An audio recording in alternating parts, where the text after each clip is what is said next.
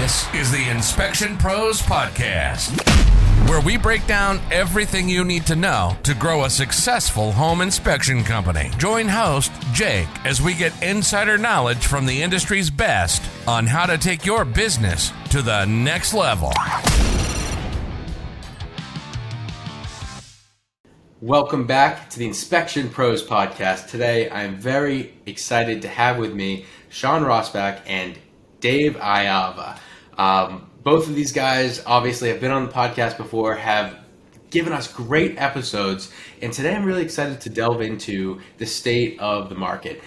Where is the market going? What is the state of the market now? What would you do? What are you seeing people do? And so these are two guys who have a great perspective on the industry, speak to home inspectors daily, speak to home service company owners on a wider scale daily, and I'm very excited to get your perspective. So Shawn, Dave, welcome. Hey everybody, I'm Shawn with Max Home Inspections. For you that don't know, we run one of the largest home inspection companies in the industry. We started in 2016 and we grew it to 10 million in under 6 years. Wow. And then we managed to get a purchase on most of it. We're still majority shareholders, but we are doing some big things now and we have other people's money to spend. So it's been a really fun ride to this point. Yeah, how you doing, guys? I've been on before, so hopefully some of you recognize me. I'm d.iava from Pair Payments. We are a processing company with some unique products designed to kind of remove the cost of accepting payments in the marketplace. We've had a good run in the last 2 to 3 years in the home inspection industry, and really helped a lot of home inspectors add quite a bit to their bottom line. So we're pretty proud of that. Absolutely. And I'm going to throw a thank you to Dave for making me a boatload of money once I switched over, but that's separate. That's Oh yeah. saved me $20,000 a month when I switched over to his service. I mean, talk is cheap. I want presents. Absolutely. I wish I switched over sooner. I waited like 90 days, and I was like, I'll get to this. Whoops, missed $60,000. And what Shawn is talking about is the no-fee processing that we've talked about. We recently did an episode on this podcast. By switching over to that processing, you really did take your business to the next level. So, yep. Shawn and Dave, where is the market going? What are you seeing? The market is going to the gutter, and the world's going to end, and all that. But the truth is, it's a limited amount of time. We're here for forever. The market will go up and down and go through cycles through our lives. And right now, it's not doing so great. But this could have been, it is predicted. We knew this was going to happen. But it's a cycle. It's only a matter of time before it comes out the other end. It could be November, it could be February, but all of a sudden it's going to shoot back up. Why? Because the need for housing is always going to be there.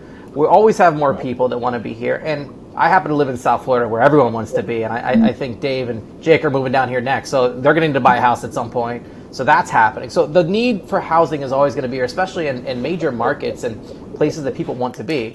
If you're in the middle of nowhere, maybe that market's not going to recover as quickly. But everywhere else, it might not even slow down that much. So what we've seen is a decline of, maybe 30% in total market trends across the board in all territories that we serve at most, at minimum, in that range. And it's a temporary thing, so we're prepared for it. So now what we do is we just got to be ready for the next step by streamlining our processes and making things more simple. Right.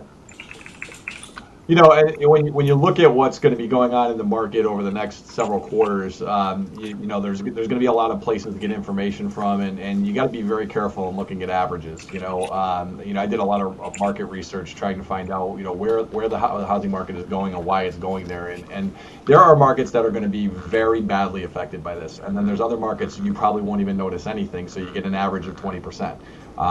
Just looking at the July, housing report, the West is down 30.4% over July 2021, but the South is down 14%. And, there might be areas in your market where, that neighborhood over there is down 30%, this one's up 5%. So those averages, you have to be careful and not be all doom and gloom about these things. But, lots happened in the last year, and, the Fed's adjustment to interest rates to stave off inflation is going to have a direct impact on the housing market. It's going to chill the market. It's probably going to happen through 2 to 3 quarters. I think the darkest times will probably be quarter 4, quarter 1, and we'll start pulling back out quarter 2, quarter 3. And like Shawn, alluded to, when things go down, people work to fix it. When it gets fixed, it goes back up. So the world's not going to blow up. Does it mean that we're going to be able to go out 4 nights a week? No, maybe we have to go out 2 nights a week for a little while, but that's okay. We'll get by. There's great movies on HBO Max. We're all good. Everything will come out the other end. But to Shawn's point, is you really have to make some adjustments, because year over year, the housing market's down 689,000 sales across the country. If you add a home inspection fee of $450 to those 689,000, it's $300 million that came out of the home inspection market since last year. So that's a significant downward trend, and some people are going to feel that more than others. And if you don't clean up your finances, and Shawn had a great analogy about picking up the $100 bills and leaving the tens. It is time to pick up the tens, because those will add up, and that'll be your next grocery bill. So there are adjustments that have to be made, and if you start thinking now before things really start to happen. I mean, you look at I looked at the S&P this morning. The S&P is down 19% for the year, right? I did some research with Scion Capital, which is Michael Burry's organization, and Morbius Investments, and they're saying this is just the beginning. The stock market will probably correct into the 30% range. So, and it'll come back. I mean, look, when you look at what the effect was on the stock market in 2008, yeah, it was pretty devastating. But what was the result? The greatest increase in the stock market in U.S. history, and it made a lot of people very rich. So, and remember, as business owners, opportunities are created in down markets, not up markets. So, if you think of this as, oh my God, what's going to happen? You're going to be one of those people that are going to begin to start to suffer. If you're one of those people that say, can I keep my powder dry, and can I figure out how to create an opportunity out of this investment environment, you could substantially increase your net wealth over the next year and a half. So it's a mindset, right? It's how are you going to approach this? Are you going to be negative and doom and gloom, or are you going to prepare yourself to create some opportunities for you when things start going the other side? And that when you have time and you're not doing as many home inspections as you can, isn't that a great time to be game planning for when you can? Yeah. That's the best thing. Be ready to come out of the gate when this thing starts going in a positive direction. All right. So we're actually going to take a moment to hear a word from our sponsor, and we will be right back. The home inspection industry is highly competitive, and you need an edge to stay on top. You certainly can't afford to give profit away for no reason. But what if I told you credit card processors may be overcharging you and robbing you of profits you've worked hard to earn? It's time to put an end to being overcharged for payment processing. It's time to take back your profits. That's why we've put together a free report, How to Avoid Being Overcharged by Your Payment Processor. Head over to takebackyourprofits.com, download the report, and put an end to being overcharged for credit card processing. You've worked hard for your sales, and you deserve to keep it. What are you waiting for? Go to takebackyourprofits.com and download your report today. All right, we are back. So that was some great takes on the status quo of the industry. And now I'm wondering, with that information, with some of the statistics we dropped here, what do you think the outlook is for the near future, or even a little bit more long term? What do you think this is going to mean as we look out a little bit further for the home inspector, for home services as a whole? Well, initially I think it's going to get worse before it gets better, and that's because the Feds are going to do another 75 basis point hike, and they're probably going to follow it up with a second one. That they're doing that to force down demand and get prices to drop, and that again is going to have a chilling effect on the market. So, initially we're seeing it already, and we're seeing the effects on the economy for a couple of different reasons. Number one, consumer confidence is falling. Personal debt is up 25% over the last 3 months. That's a huge jump in personal debt. Credit card usage has gone from like 71 to like almost 90% on purchases. That's an indicator of how people are viewing money. They're trying to push their payments down the road. So people are feeling it on Main Street, right? One in the housing market I think it really is to pay attention to is that first time home sales, that's down 30% over the last month. Wow. So getting new, but it makes sense though, right? Because we went through this inflationary, a period where housing prices have gone through the roof, and it's been difficult for first-time buyers to get into the market. So that's why, my opinion, from what I'm seeing, It's less my opinion more than a confluence of several people's opinions. Is that the areas that saw the biggest booms are going to be the areas probably most affected.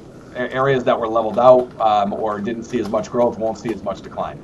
So if you're in one of those areas, and we're seeing it in the West because California had monster increases, they're probably going to take the biggest hit out West. So whereas a lot of money is still coming into Florida, it's still coming into Texas, that will help out quite a bit in those areas to keep it from getting to California type levels. But even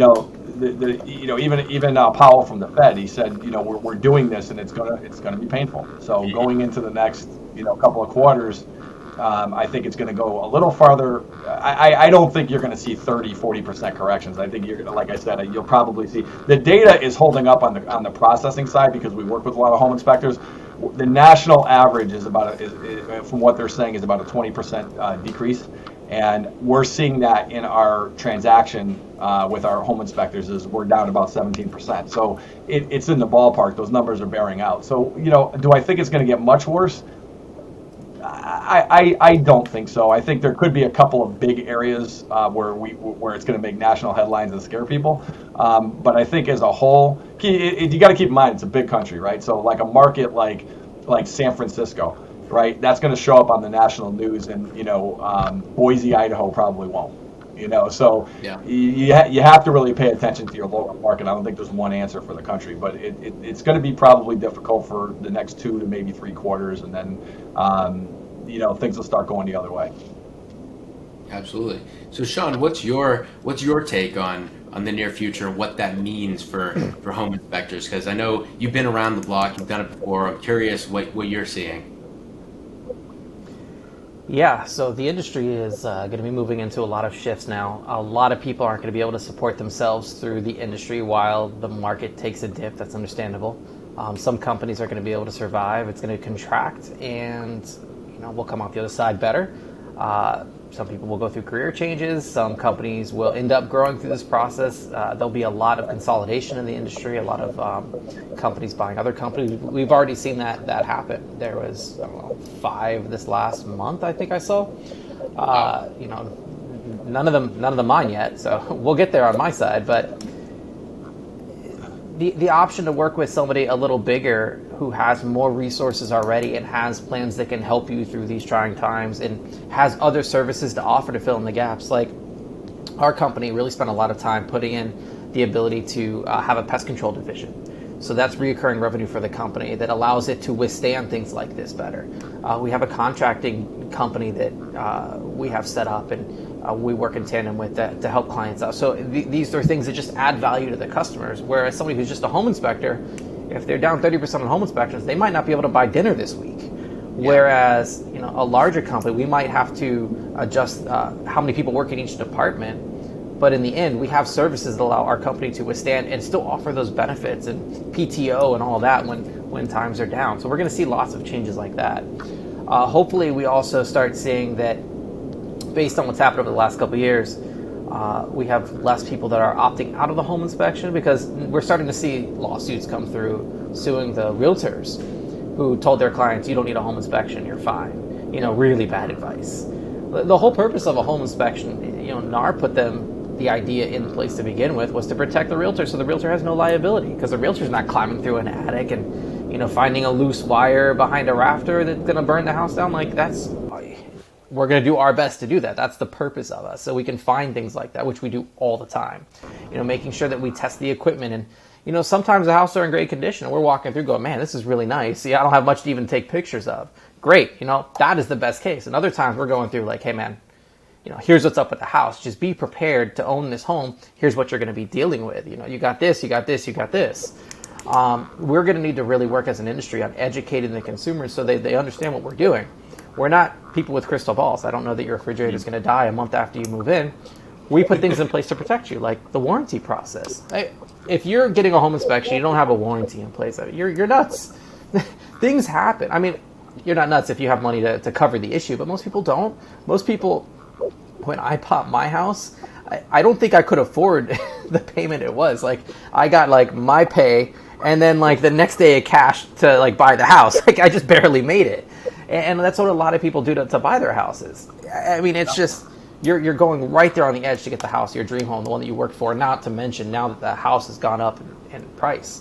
We're also going to see in the industry, we're going to see houses decline in cost in a lot of places. A lot of places, not all places. Some places, like, it's just going to sit there. It might not go up anymore, but it's not really going to go down. Places that there's only so much of that real estate. There's only so much, beachfront property. It's not going to go down. But other than that, that's the biggest changes we're going to see. And hopefully we see a lot of people step up with some new ideas that can service the client even better than we've done before, and really add a lot of value to our clientele. I love that. Right. The mid-size and the smaller home inspectors is, one thing that Shawn did that was really smart is he created additional revenue streams in his business. It's the same thing as like diversifying your portfolio and your investments. You need to diversify your business, because if home inspection is taking a hit, and then he has pest revenue, he has warranty revenue, he has revenue coming from other resources, then it's kind of the rule of 7 revenue streams. If you have 7 revenue streams, you're pretty much protected against any market. Down or up. So you have to think about that as your business. If you're only focused on home inspections, you need to start thinking about growing out into other areas. I know a lot of home inspectors are doing power washing now. Anything that you can do to kind of generate that secondary and tertiary revenue stream. And I've heard a lot about even Christmas lights and just adding these ancillary businesses that can add revenue in downtimes of other income sources for you. So now, other than diversifying your revenue streams, I'm very curious. You both have your finger on the pulse in this industry. You talk to a lot of home inspectors, and I'm wondering, what are people doing now that you're loving and you're hating? What do you like and not like that people are doing to weather the storm? Well, this is going to be a cheap plug answer for my company, but we have quite a bit of people that have moved to no-fee processing, which is passing the fee on to the customer. And it's surprising because, it's not surprising in the sense the big companies adopted it really quickly. They're big for a reason, because they see the trends in the market, and they understand how these processes are put in place. So we have some of the biggest companies in the industry are working with us, and they're saving hundreds of thousands a year in fees. So we have one saving almost $300,000 a year in credit card fees. That's a lot of money. That pays for a lot of bills for your company. A lot of people, when they think of this, they think it's going to be problematic for their company to charge fees. It's not, and there's no evidence that it is. And you're talking yourself out of it, and you're talking yourself. It's out of a personal bias. You got to get rid of the personal bias, because it's not how the market's working. The best thing about it, and what I really want to emphasize here, is a lot of people see this as a 3% cost. And just like when you use cash, there's no cost for cash. There's no cost for checks. But if you utilize credit cards, you're paying like 3 or 3+%. But you're not getting a service or a product for that. I see that against profit. And if you're operating at a 10% profit, which means you're doing good. If you're operating at 18 to 19% profit, you're doing great. Okay, that's between 15 and 30% profit margin that you're giving to a bank for no reason other than to take a payment. So if you're not passing this on right now, this is like the biggest area that you can save money in your company right now. And whether you do it with pair payments to someone else, do it tomorrow. I mean, especially going into this next market. Why are you making them wait so long? Yeah, all right, dude, call me now, right now. My phone's here. My phone's somewhere. Call me right now. But all joking aside, it's a very efficient place for you. And Shawn was one of my early adopters, and he did take 3 months. He kind of kicked it around a little bit, and then one day he called me and said, "Let's do it." And Shawn, you've saved a ton of money, right? Yeah, it was $20,000 a month, and then you're like, "Hey, it's been 90 days. That's $60,000 you missed." I'm like, "Can I get it back?" So you regretted waiting? Yeah. Oh yeah, no, of course.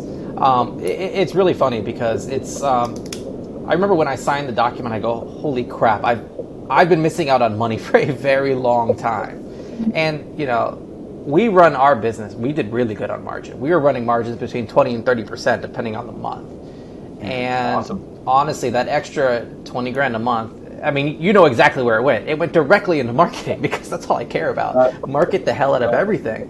So that gave us a $200,000 heads up 1 year later on our marketing budget. That was $200,000 that went right into marketing. What could $200,000 do for marketing for anybody? That helped us launch new markets. That helped us launch new territories, a new state. Like, it did a lot. That money was awesome. I mean, I wish I could have put it in my pocket too, but hey, whatever. Like, it added a couple percentage points there to the top line, the bottom line. That doesn't help you take over the world if you put it in your pocket. I mean, but it would have been nice. I could have used what can you get for $200,000? A really crappy Lamborghini? Well, I don't think my wife will approve that one. I love like 10 Priuses. 10 Priuses. There you go. We could have probably gotten all the inspectors' cars with that, right? Oh yeah.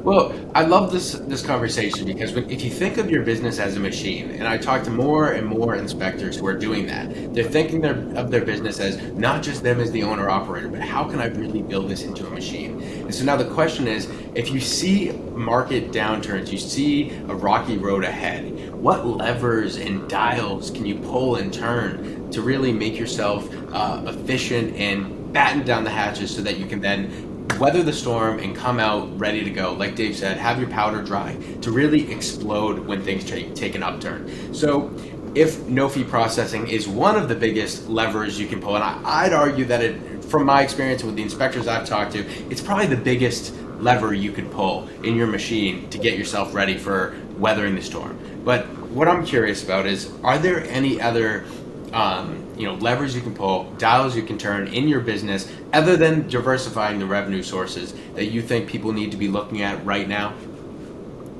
Yeah. Well, I think one, just to jump in real quick, one of the things is if you've done your job and you know your numbers, okay, year over year, you understand that, especially if you're in the north, that there's going to be a downturn as we approach, January, February, and March or December. And then you could create a model for yourself, knowing what the predictions are, and then you could be out ahead of the curve for what you need for staffing, what you need for, what you're going to need moving in, and get ahead of that trend.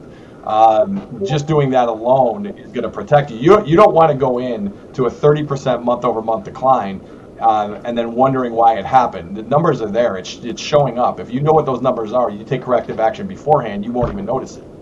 Okay. Yeah, you're going to have to make some adjustments, and unfortunately, it may mean you might have to get rid of one or two people, hopefully to get them back later. But if you make that adjustment ahead of time going in, and you're prepared, you'll kind of move along the way you need to move along.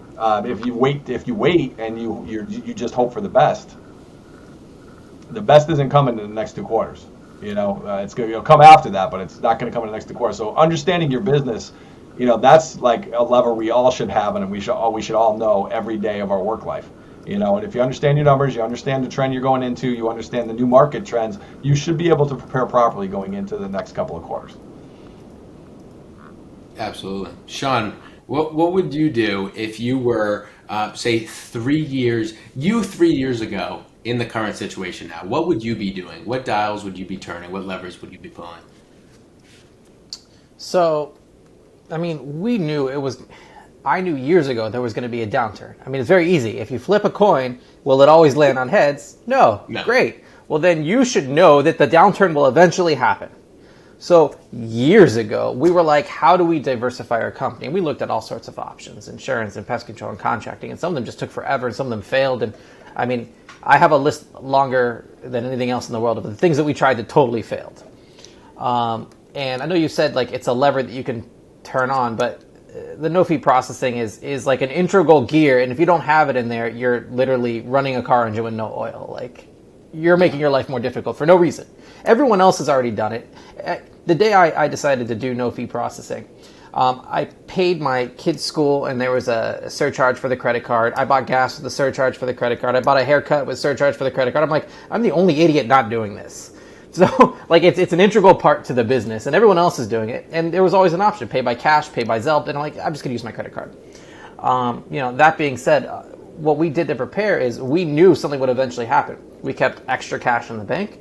We were always very aggressive with our strategies and conservative with our estimated results.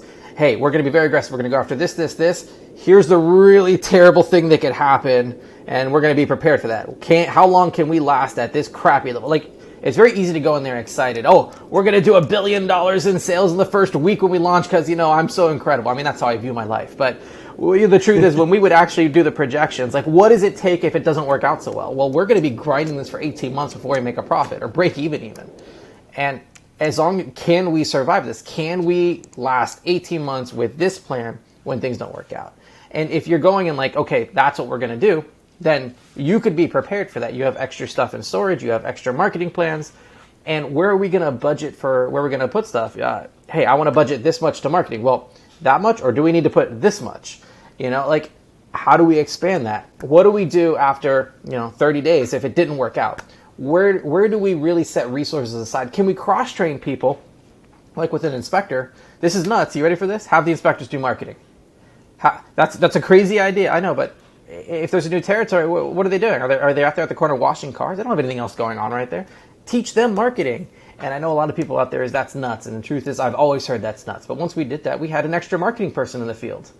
I mean, they don't have to do everything, but they can go out there and pass out brochures and be smiles. Like, don't send a grumpy guy out there. Like, they shouldn't work for you anyways. But always be open to crazy ideas out there that can really stretch the envelope. And if the reason you're making a decision is based on fear, it's a bad decision. And I can personally attest to it. There's this great team of people that work in my company. It was a husband and wife. One of them was an inspector, one of them was a marketing rep. Guess who said no to that and got in a fist fight over the idea that we would possibly hire that husband and wife team? Finally, they said, look, Shawn, let's try it. Worst case it happens, it doesn't work out, right? We'll send somebody else up there. Okay, fine. Well, 4 months go by, and it is probably one of the best team of people we have in the company with production and speed to market, and they compete with each other to do a better job and impress people, and so it's really cool to be open to that. And I wasn't, and then now I go up, and whenever I see them, I'm like, I'm so proud that I was proven wrong. You guys are amazing, and be open to trying really weird things that go against the grain. But decisions based on fear will never lead to positive results. So don't be scared of it. Understand risk, understand what you're going to get into, have plans in place. So, what if they both leave and start their own company? All right, we have some documents we can go after them for, but what are they going to do? We'll need to get other people up there. That's what you need to consider. What's that next strategy? Be prepared to do, big thinking.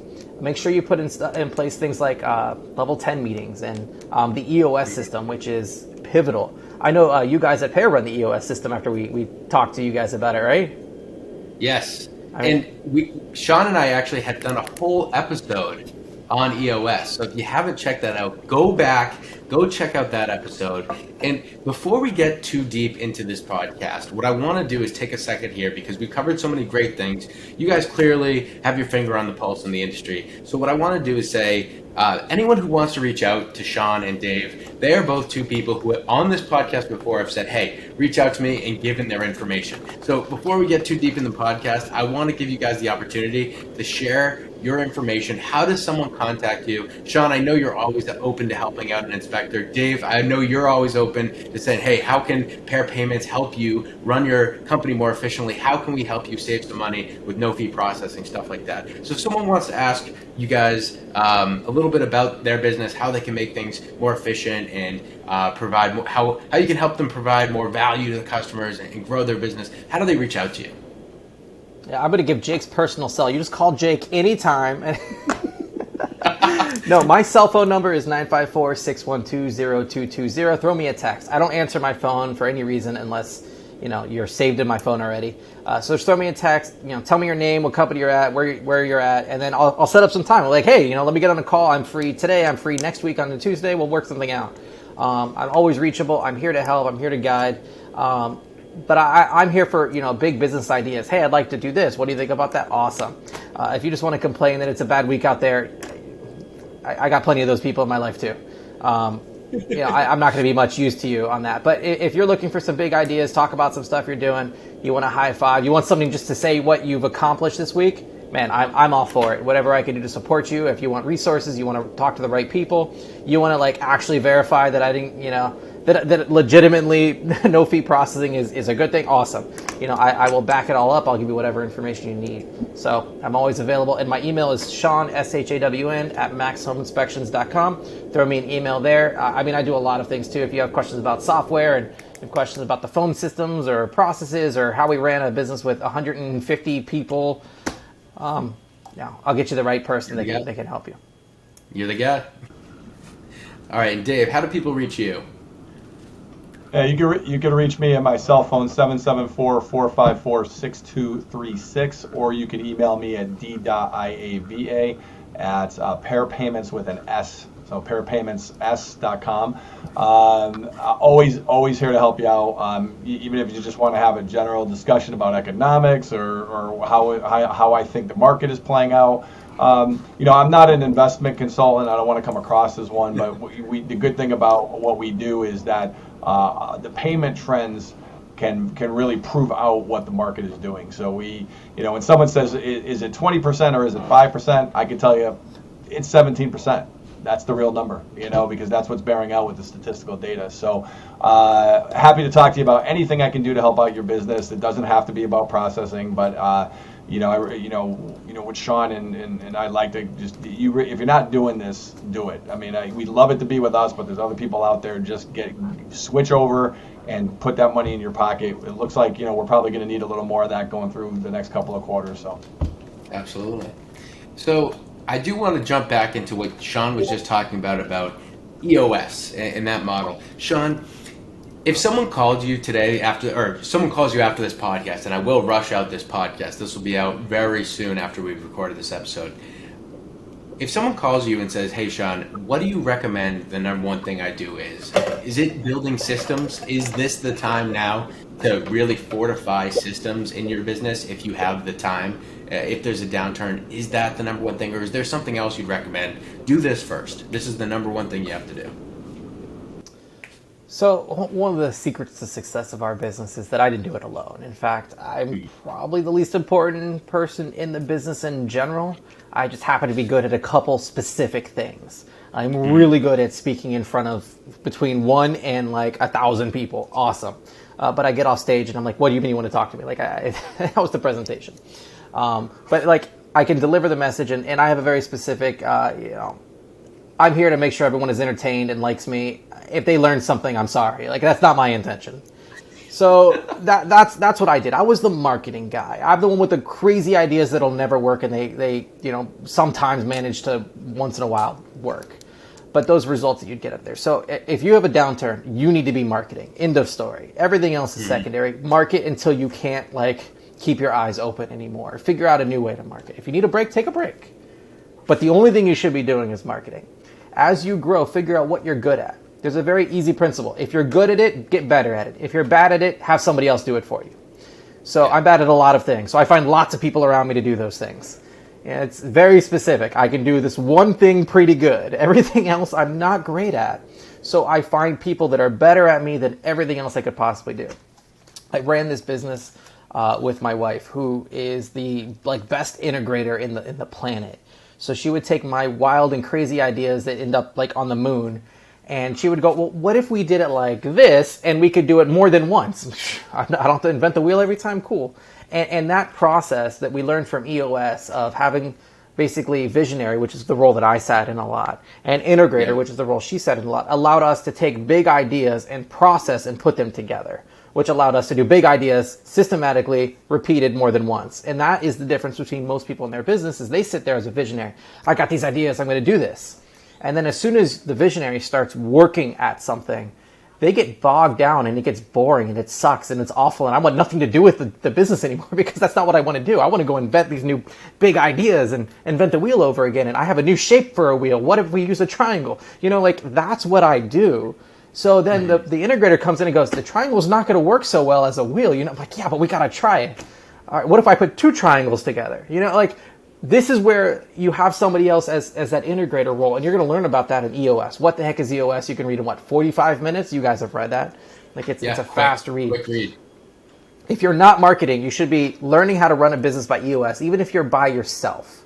And then you should understand what role you sit in. And as soon as you learn that if you write down all the responsibilities in a company and consider them hats, and you go, well, whose head does that hat sit on? You are the guy from, what's that monkey with all the bananas and the guy has the hats all the way up to, he's got 1,000 hats from the kid's store. Curious George.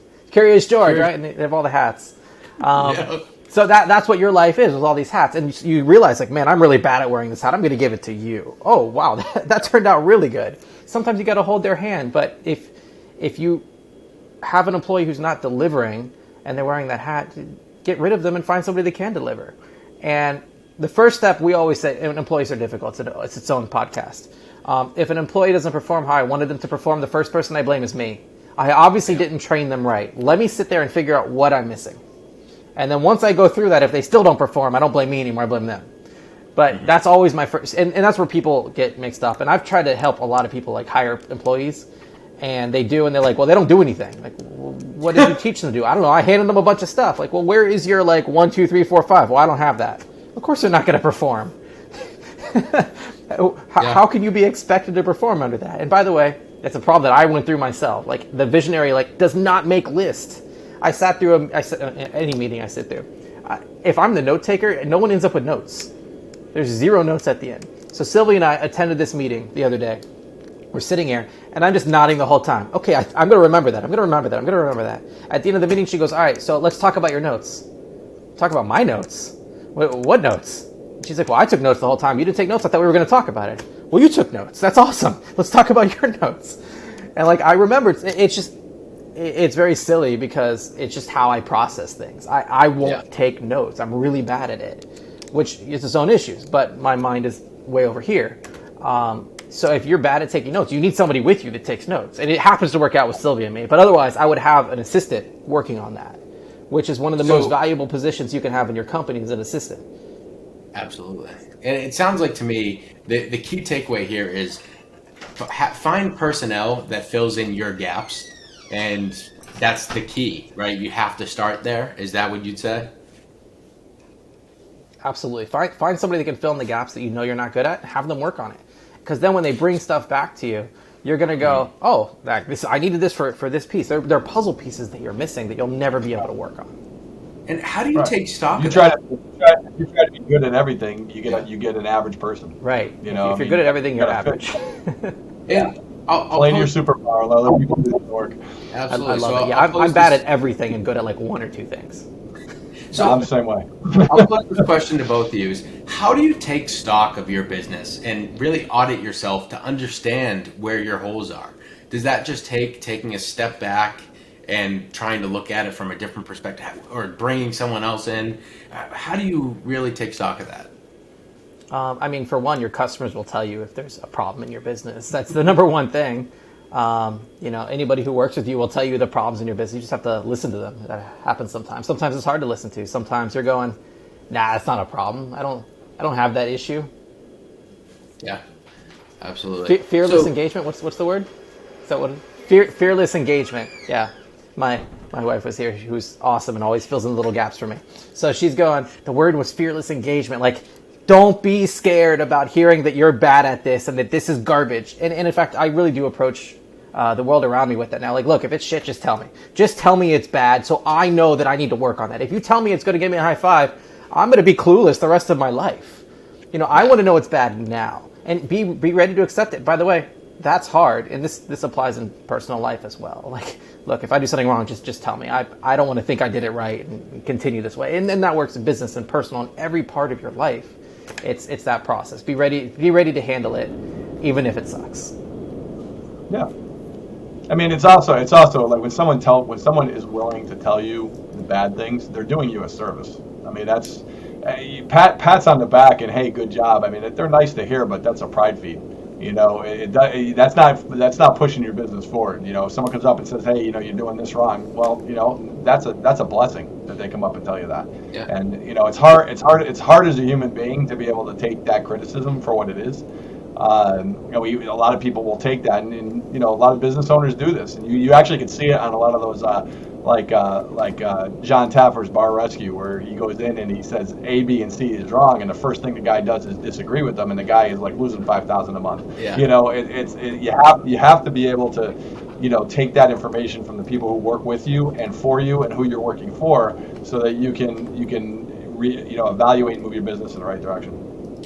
And so if you're trying to be honest with yourself and get this information, does it just come down to asking? Should you just be asking customers questions, the hard questions that you might not have been asking before because you didn't want the answer to? Or do you have to kind of systematize this and put it into a system and have some sort of feedback? What's the best way to do it? If the person who started working today at your business can't run this idea, you're doing it wrong. Like that's a business is a system.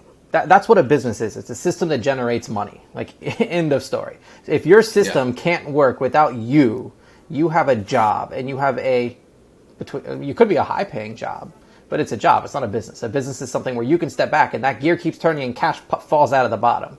Put a little cash on top, tons of cash falls out of the bottom. Like, that is a business. So everybody needs to be able to operate in this process, and that feedback needs to create a loop. It needs to follow its way through the business so everybody knows what's happening. It can't just be the person who answered the phone knows, and then you never find out about it. That needs to get to you, and those people who transfer it to you can't be scared to give it to you. You can't shoot the messenger, crap, I don't agree with that. You have to go, okay, look, I'm going to make it to the list. What's your opinion about that? Ask your team, because your team, hopefully, if you've had the right culture, will be honest with you, go, yeah, we're really bad at that. I can tell you that of all the things I was bad at, I was terrible at customer service. Somebody calls in with a problem. I mean, legitimately, I'd be like, yeah, I don't care. Like, it wasn't I was never able to connect with that. But as soon as I took it off my plate and I have somebody who cares about customer service, they're able to resolve problems like I could never. Even if our result was the same, refund the guy's money. But they would take the time and listen and talk about it. And then we would go back to the service side of the business and go, well, what caused that problem? Can we fix that so that doesn't come back? And then you go back to that customer. Here's what we did to resolve it. Thank you so much for your feedback. And that closes the loop. And if you can do loops of information in your business, you'll be successful when you're on vacation in Mexico. Or what other area in the Caribbean you can find. Destination. So, well, it also affects the value of your business too, because until fires can be put out when you're on a beach, you don't have a business. Yeah. And if you're trying to sell your company, someone will sniff out very quickly that you are the guy that makes everything move, and that devalues your business. Oh, it's like zero. If you're the guy that makes it move, he's not buying you. Right. He's buying it from you. If that piece is missing, then the value sinks quite a bit and quite fast. Yeah, I encourage you to spend at least one day a week with your phones off and let the fires burn. And then hopefully if you teach your team that they should solve problems, they'll solve them. And then just be like, look, give me a report of what happened and let's talk about it. We can improve that going forward. Like, that's a really big help for your business. I thought I had to solve all the problems myself, but I didn't. In fact, most people solve them better than me because I cared. And I'd be like, I was like that pride. Oh man, we screwed up. And so I'd have to admit there was a problem. And I'd have to be upset, like, just give the guys money back, because I'm like pulling the money out of my pocket at that point. But when the employee did, you give them freedom to solve the problem. You go, look, here's your leeway. If you need to, you can refund the money. And I just get a report at the end of the month. Oh, okay. Less than 1/2% was a refund. That's just a number now. Like, now I can work on minimizing that and learning from it versus being upset and having that emotional connection to the problem. I'm thinking about it logically. I love it. So, because both of you always come to these podcasts with so much great information, and I love dropping resources for people to go explore and educate themselves, I want to pose a question to each of you. I'll start with you, Dave. The first question here is, where should people go to look for the kind of economic information that you were kind of filling us in on before? Where do you look for the information on the housing markets, or for home inspectors in general? Where should they be learning about financials and what's going on with the economy? I have a couple of resources that actually bring the information to me. So one of them is it's $99 a month. It's the Motley Fool. Great resource for economics, because one thing I love about them is they give the optimistic and pessimistic view on every type of investment, every type of market trend. I also subscribe to what's called the Daily Brew. Yeah. And the Daily Brew also gets into those market trends. So those are two good subscriptions. One of them is free. The other one's $99 a month. A couple of other resources that I take a look at. I really when the housing market Fed report comes out, I always go get that. That's a good read. It'll give you an idea of what's going on. It's very clinical. It's kind of dry data that you're going to look at. And then I have my favorites. After watching I watched The Big Short like 30 times. I'm a big fan of Michael Burry and how he sees things, because he sees, you you got to be nuts to go into the level of data that he goes into to come up with answers. And he might be a little nuts, but he's usually pretty predictive. And the last resource I like is Morbius Investments. I think he's had his finger on the pulse of the economy for better than 30 years. He's been very predictive of market trends over the last 30 years. So I tend to watch him a little too. So, those are my good resources. But just, get the Daily Brew. The Daily Brew is great. It comes in, it's free. You don't have to go. And I find a lot of the stuff on the Daily Brew really corresponds pretty well with the Motley Fool if you don't want to pay the $99 a month. Yeah. And then, so Shawn, what are the resources that you need to grow a home inspection business today? What books, podcasts, whether it's, home inspection business targeting or not, what are the best resources someone can look to when they're building their business now? So, by the way, when I'm done with this one, I got to go. I have another call. All right. So the best resources so you can grow a home inspection business or any other service-based company, which is really what this is. And every business is pretty interchangeable. As long as you have it. Know EOS systems and run on the EOS system, even if you're a one-man operation. Plan your success ahead, or you're just going to default to failure. Everything was planned. Everything we did, we had a plan for it. I can't say it worked anywhere close to what we were planning on, but that's okay.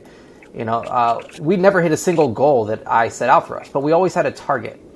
And when you're doing that, always find people that know more than you, are better than you, have that step in front of you, know what's going on.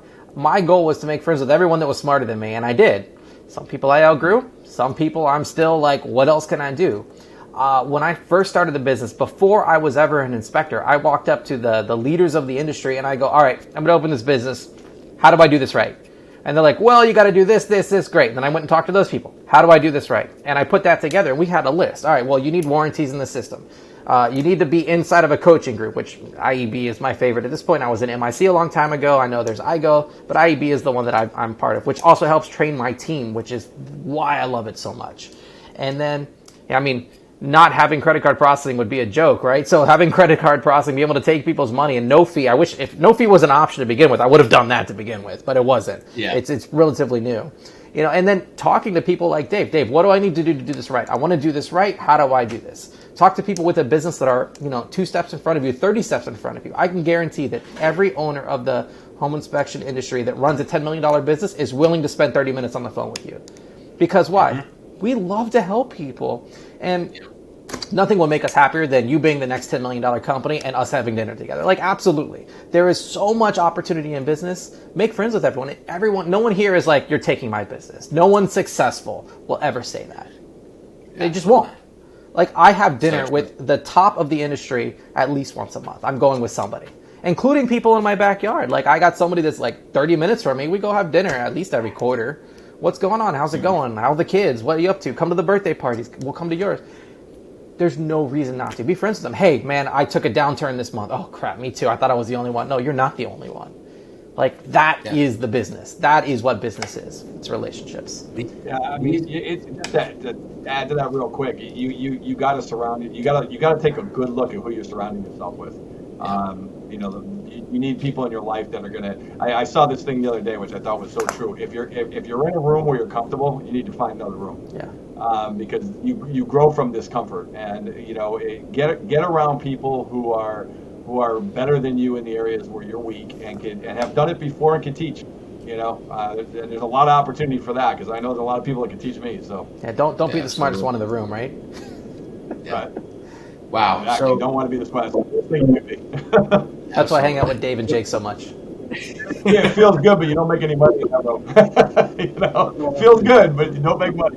Well, I know Shawn has to run, so thank you guys very much for a fantastic episode. These are all the resources you need to not only weather the storm, but take your business to the next level. Reach out to these guys, please. Dave and Shawn have been so open and willing to speak to people. They've taken calls from the podcast already, so please reach out to them. They'll give you a hand.